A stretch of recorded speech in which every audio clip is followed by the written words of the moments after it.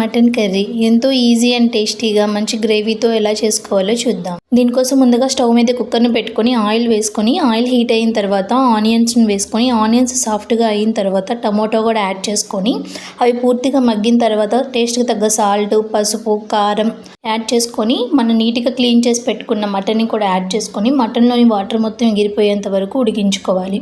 ఇలా oil separate అయ్యేటప్పుడు ఒక గ్లాస్ వాటర్ యాడ్ చేసుకొని కుక్కర్ మూత పెట్టి 6 విజిల్స్ రానివ్వాలి.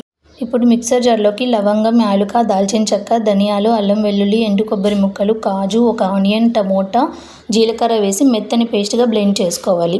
6 విజిల్స్ తర్వాత మూత తీసి మళ్ళీ స్టవ్ ఆన్ చేసి మటన్ ఉడికిందో లేదో చెక్ చేసుకొని తర్వాత మనం ప్రిపేర్ చేసుకున్న మసాలా పేస్ట్ని కూడా యాడ్ చేసుకొని ఒక 5 మినిట్స్ ఉడికించుకోవాలి.